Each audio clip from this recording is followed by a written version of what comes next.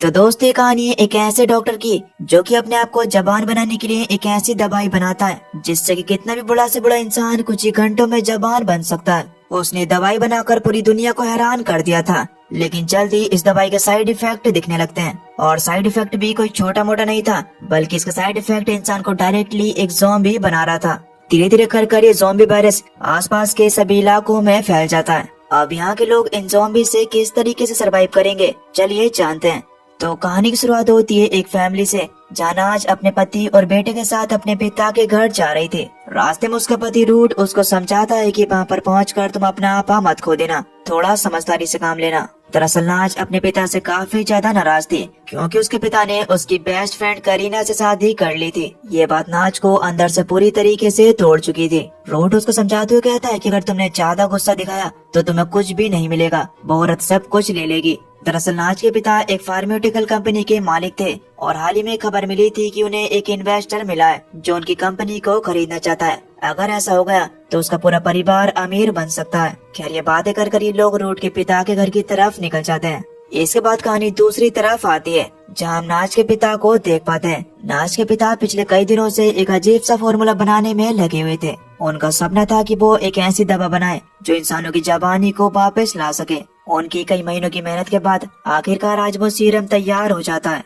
और सीरम के तैयार होते ही वो बिना देरी किए खुद ही उस सीरम को पी लेते हैं। देखते ही देखते कुछ ही देर बाद उस सीरम का असर दिखाई देने लगता है। उनके चेहरे पर से झुर्रियां गायब हो गई थी, उनके शरीर में ताकत वापस से लौट के आने लगी थी और उनकी त्वचा भी जबान हो गई थी। वो पहले से कम 20 साल छोटे दिखने लगे थे। उन्होंने जब अपने आप को आईने में देखा तो वो अपने आप को देखकर हैरान रह गए। उन्हें अपने आप पर विश्वास नहीं होता कि उनकी दवा इतनी ज्यादा असरदार निकली। अब वो बहुत ही ज्यादा खुश थे और अपनी जबानी के मजे ले रहे थे, लेकिन इन्हें इस बात का बिल्कुल भी अंदाजा नहीं था कि इस दवा का कितना भयानक साइड इफेक्ट है। उनके शरीर पर एक अजीब सा घाव और निशान बनने लगता है। खैर वो जल्दी से अपनी पत्नी करीना के पास जाते हैं। करीना उन्हें देखकर बुरी तरीके से दंग रह जाती है। उसका बूढ़ा पति अब फिर से जबान होने लगा था। करीना को कुछ भी समझ नहीं आ रहा था कि आखिर ये सब कैसे हुआ। तब नाज के पिता बहुत ही कॉन्फिडेंटली उसे बताते हैं कि ये जो तुम सीरम देख रही हो ना, ये मैंने बनाया है। इसे पीने के बाद मैं अपने अंदर बहुत ज्यादा ताकत महसूस कर रहा हूँ। अब तुम देखना, पूरी दुनिया इस दवा को खरीदने के लिए पागल हो जाएगी और बड़ी बड़ी कंपनियां हमसे दवाई खरीदना चाहेंगी। अब जल्दी हम बहुत ज्यादा अमीर बनने वाले हैं। लेकिन उन्हें ये बात बिल्कुल भी पता नहीं थी कि उस वक्त उनके शरीर में एक जहर भी फैल रहा था। खैर यहाँ फाइनली अब नाज और रूट भी पहुँच जाते हैं। करीना खुद दरवाजे पर इन्हें रिसीव करने के लिए आती है, लेकिन नाज उसको देखती तक नहीं। उसके लिए करीना अब औरत थी जिसने उसकी दोस्ती को धोखा दिया है। यहाँ पर नाज का बेटा करीना के पास चला जाता है, लेकिन नाज तुरंत उसे रोक लेती है और उसे सख्ती से कहती है कि तुम्हें इसके पास नहीं जाना है और अगर ये कुछ भी तुम्हें खाने के लिए थे तो बिल्कुल भी मत लेना। घर के अंदर जाते ही नाज अपने भाई के कमरे में पहुँचती है। उसका भाई दिन भर घर के अंदर बैठकर गेम खेलता रहता था। उसे ना तो अपने पिता की शादी से मतलब था और ना ही किसी की बातों से।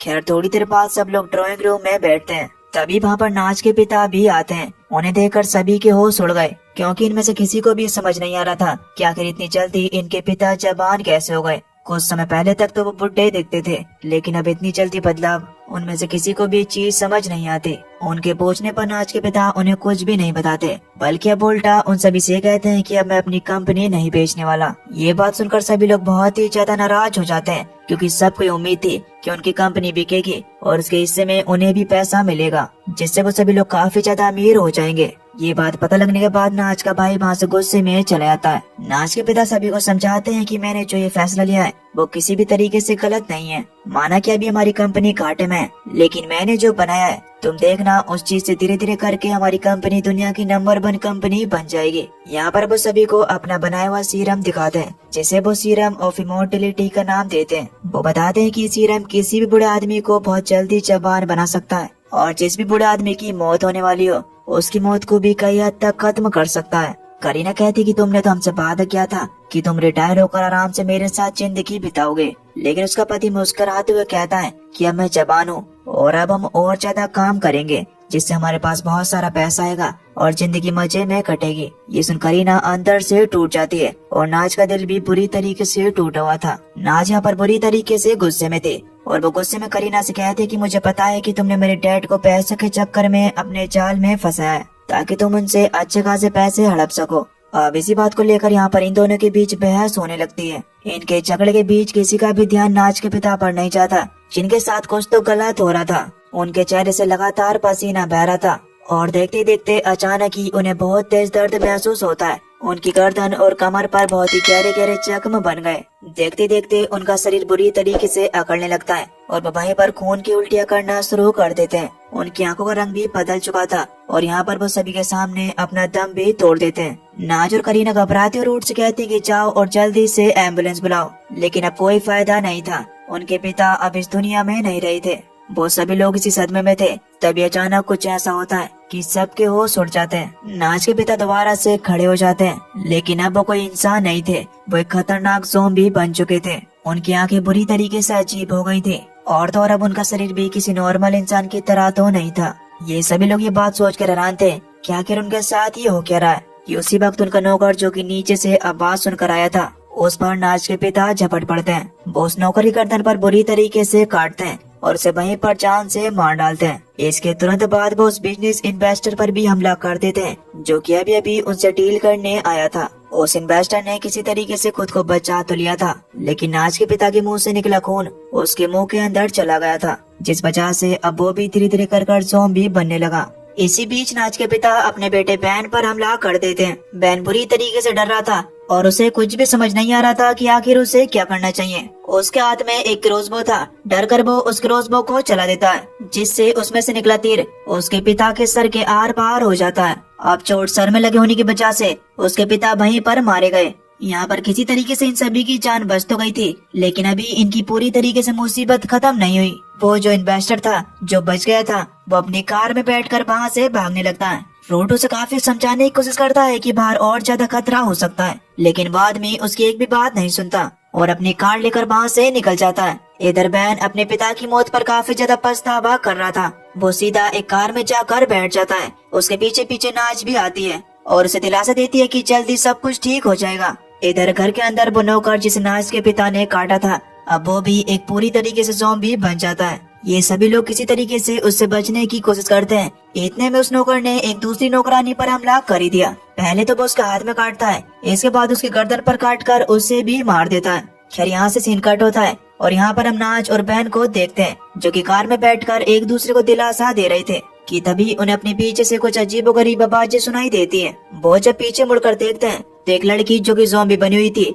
वो दूसरी लड़की पर हमला कर उसे काट लेती है। ये देखकर नाज जल्दी से उसे चेक करने के लिए कार से उतर कर जाती है, लेकिन अब वो ज़ॉम्बी लड़की नाज को काटने के लिए उसकी तरफ ही बढ़ने लगी। इससे पहले कि वो लड़की नाज को काट पाती, अपनी बहन को बचाने के लिए बहन अपनी कार को सीधा उस ज़ॉम्बी पर चढ़ा देता है, जिससे उसका आधा शरीर कुचल गया। लेकिन आधा शरीर कुचल जाने के बाद वो ज़ॉम्बी अभी भी जिंदा थी। इधर घर में करीना, रूट और उसका बेटा और एक नौकरानी जिंदा बचे हुए थे। ये चारों किसी तरीके से अपनी जान बचाने के लिए वहाँ से भागने लगते हैं। थोड़ी देर बाद जब नाज अपने बेटे को लेने के लिए घर में लौटती है, तो वो देखते हैं कि घर तो पूरी तरीके से खाली है, जबकि बाहर आधी कुचली ज़ॉम्बी लड़की रेंगते हुए उसके पीछे आ रही होती है। इधर दूसरी ओर हम उस इन्वेस्टर को देखते हैं, जो कि अब पूरी तरीके से एक ज़ॉम्बी बन चुका था। वो कार तो चला रहा था, लेकिन अब उसकी कार पर उसका कंट्रोल नहीं रहता। वो अपनी कार को ले जाकर एक वेडिंग सेरेमनी में ठोक देता है। इसके बाद उसने शादी में मौजूद सभी लोगों पर हमला कर दिया और वो एक एक कर सभी को काटने लगता है। धीरे धीरे कर शादी में मौजूद ज्यादातर लोग ज़ॉम्बी बन जाते हैं।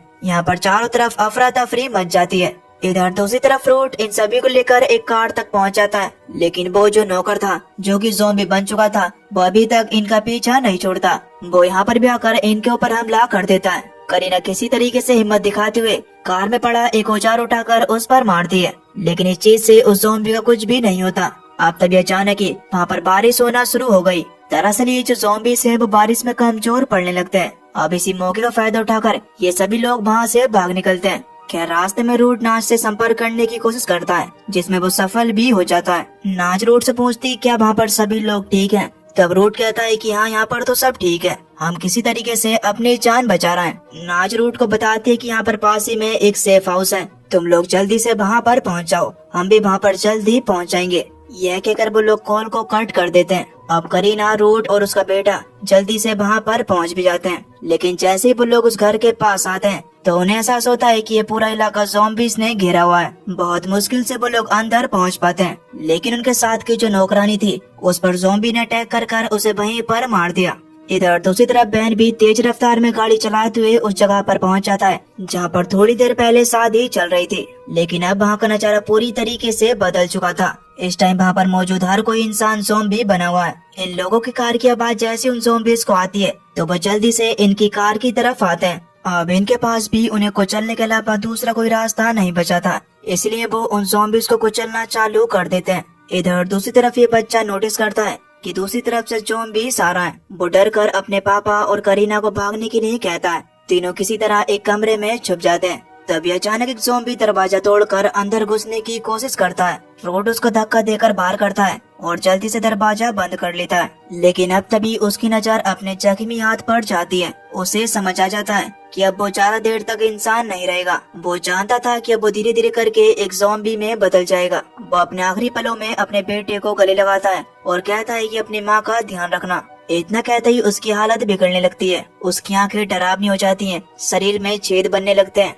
और उसकी पूरी बॉडी कांपने लगती है और देखते देखते वो कुछ ही पलों में पूरी तरीके से एक ज़ॉम्बी में बदल जाता है। उसने यहाँ पर अपने बेटे पर ही हमला कर दिया। करीना उसे बचाने के लिए एक लोहे की रॉड उठाती है और उससे उसके ऊपर हमला कर देती है। वो रॉड रूट के शरीर में घुस गई थी, जिस वजह से वो बिल्कुल भी नहीं हिल पा रहा था। इसी बात का फायदा उठाकर करीना जल्दी से दरवाजा बंद करती है और रूट के बेटे को लेकर वहाँ से भाग जाती है। इधर दूसरी तरफ नाज और बैन जो कि कार में बैठे हुए थे, उनकी कार बंद हो जाती है। इस वजह से वो दोनों मजबूर होकर पैदल ही भागते हैं। वो दोनों बचने के लिए वहाँ के पास ही के एक पुलिस स्टेशन में पहुँचते हैं। अंदर पहुँचने के बाद नाज और बैन वहाँ के पुलिस वालों को पूरी बात बताते हैं कि किस तरीके से आसपास के इलाके में पूरी तरीके से ज़ॉम्बी वायरस फैल गया है। लेकिन यहाँ पर ये पुलिस ऑफिसर इनकी बातों पर बिल्कुल भी विश्वास नहीं करते। अब ना चाहते हुए भी इंस्पेक्टर एक ऑफिसर को बाहर चेक करने के लिए भेज ही देता है। बाहर जाकर जब उस ऑफिसर ने चेक किया तो वहाँ पर तो उनकी उम्मीद से भी ज्यादा हालात खराब थे। लोग बुरी तरीके से ज़ॉम्बी बनकर एक दूसरे को मारने पर तुले हुए हैं। ये पुलिस ऑफिसर ज़ॉम्बीज़ पर काबू पाने के लिए उन पर गोलियां चलाते हैं, लेकिन इन गोलियों का उन पर कोई भी असर नहीं होता। उल्टा वो ज़ॉम्बीज़ उन्हें देखकर उनकी तरफ आने लगे। बड़ी मुश्किल से एक पुलिस ऑफिसर जान बचाकर वापस स्टेशन में पहुंचता है। वो सबको बताता है कि नाज और बहन की बात बिल्कुल सच है। साथ ही साथ वो ये भी बताता है कि अब सारे ज़ॉम्बीज़ सीधा पुलिस स्टेशन की तरफ आ रहा है। ये सुनकर सभी बहुत ही ज्यादा घबरा जाते हैं और वो सभी लोग जल्दी से पुलिस स्टेशन के चारों तरफ की खिड़की और दरवाजे बंद करने लगे ताकि कोई भी ज़ॉम्बी धोखे से भी अंदर ना आ सके।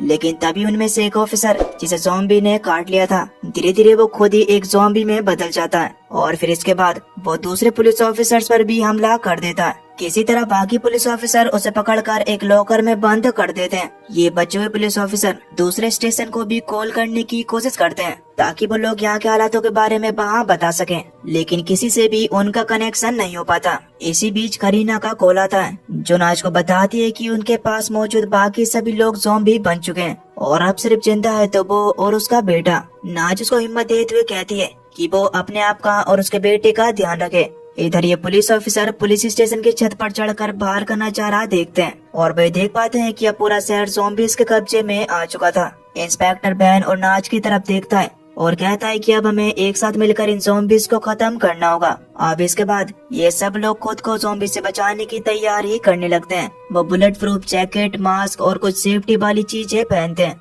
इसके बाद इन लोगों ने अपने अपने हथियार लिए और फिर निकल गए बाहर ज़ॉम्बीज़ को मारने के लिए। उनके हाथों में बड़ी बड़ी शॉटगन थी। वो पहले तो हवा में फायर करके बाकी सभी ज़ॉम्बीज़ को अपनी तरफ अट्रैक्ट करते हैं ताकि जितने भी ज़ॉम्बीज़ हैं वो एक जगह इकट्ठा हो जाएं और इसके बाद वो उन सभी को एक साथ मार सकें। लेकिन जैसा इन लोगों ने सोचा था ऐसा तो बिल्कुल भी नहीं होता।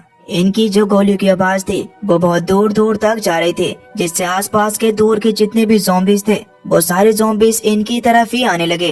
अब इनके हालात पूरी तरीके से इनके कंट्रोल से बाहर हो चुके थे। किसी भी वक्त ये लोग मर सकते थे, लेकिन शायद इनकी किस्मत इनके साथ थी। अचानक ही वहाँ पर तेजी से तूफान आता है और वहाँ पर बारिश होना शुरू हो जाती है। बारिश इतनी तेज होती है कि सारे ज़ॉम्बीज़ वहीं पर रुक जाते हैं। बारिश की वजह से वो ज़ॉम्बीज़ किसी पर भी अटैक नहीं कर रहे थे और बस इसी मौके का फायदा उठाकर वो सभी लोग वहाँ से भाग निकलते हैं। इधर दूसरी तरफ नाज का पति, जिसे करीना ने एक कमरे में कैद कर रखा हुआ था, किसी तरह वो अपने आप को छुड़ा लेता है और अब तक वो एक पूरी तरीके से ज़ॉम्बी बन चुका था।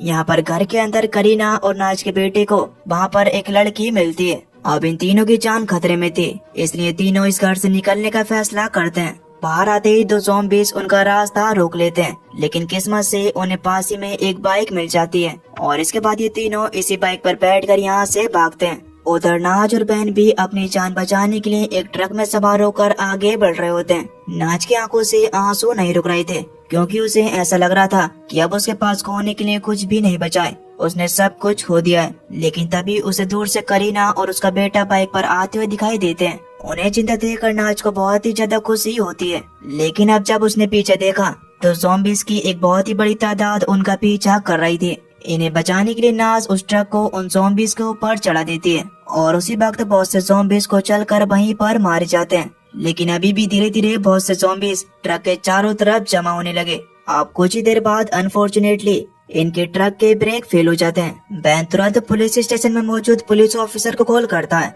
और बताता है कि बाहर की स्थिति बहुत ही ज्यादा खराब है और अब वो सभी लोग अपनी जान बचाने के लिए पुलिस स्टेशन की तरफ ही आ रहे हैं। लेकिन बात करते करते ट्रक का बैलेंस बिगड़ जाता है और वो सीधा एक बिल्डिंग से जा टकराता है। इसके बाद ये सभी लोग बड़ी मुश्किल से उस ट्रक से बाहर निकलते हैं, लेकिन इस टक्कर में बैन का पैर वहीं पर फंस गया था। अब उसी वक्त वहाँ पर मौजूद बहुत से ज़ॉम्बीज़ इनकी तरफ आने लगते हैं। सब लोग कोशिश करते हैं कि वो बैन को अपने साथ ही लेकर जाएं, लेकिन अगर ये लोग यहाँ पर ज्यादा देर तक रुके तो ये भी ज़ॉम्बीज़ का शिकार बन जाएंगे। वहीं एक पुलिस ऑफिसर जो कि अभी तक किसी तरीके से सुरक्षित था, वो नाज और करीना से कहता है कि तुम यहाँ से चले जाओ, लेकिन नाज उन्हें छोड़कर भागने के लिए तैयार नहीं होती। वो बहादुरी दिखाते ज़ॉम्बीज़ से लड़ने लगती है। इसी लड़ाई में एक ज़ॉम्बी उसके हाथ पर भी काट लेता है, जिससे वो इन्फेक्टेड हो जाती है, लेकिन इस चीज पर उसका ध्यान बिल्कुल भी नहीं जाता। यहाँ पर वो ऑफिसर देखता है कि अब बचने का सिर्फ एक ही तरीका है। उसे पता था कि ज़ॉम्बीज़ आग से मरते हैं, इसीलिए वो खुद की जान की कुर्बानी देकर पुलिस स्टेशन को उड़ाने का फैसला करता है। वो विस्फोट करता है और उस धमाके से आसपास के सारे ज़ॉम्बीज़ खत्म हो जाते हैं। अब वहाँ पर सिर्फ नाज, करीना और नाज का बेटा ही जिंदा बचे थे। बाहर आते ही नाज को एहसास होता है कि उसके हाथ पर एक ज़ॉम्बी ने काट लिया था और अब इसी इन्फेक्शन की वजह से वो जल्दी ज़ॉम्बी बन जाएगी। इसके बाद वो अपने बेटे को गले लगाती है और अपने बेटे से कहती है कि बेटा तुम करीना के साथ ही रहना, वो तुम्हारा अच्छे से ध्यान रखेगी। नाज यहाँ पर करीना से भी कहती है कि अब मेरी तुमसे कोई भी नाराजगी नहीं है, मैं तुम्हें माफ करती हूँ, बस तुम इतना कर देना कि मेरे बेटे का सही से ध्यान रखना। इतना कहकर नाज खुद पर ही गोली चला लेती है। अब इसके कुछ समय बाद हम देखते हैं कि ज़ॉम्बीज़ के जले हुए शरीर इधर उधर बिखरे पड़े हैं। इन्हें देखकर तो ऐसा लगता है कि फिलहाल ज़ॉम्बी वायरस ने अब इंसानों को छोड़ दिया है, लेकिन ये हमेशा के लिए खत्म नहीं हुआ था। मूवी के लास्ट में हमें एक दूसरे देश का सीन दिखाया जाता है,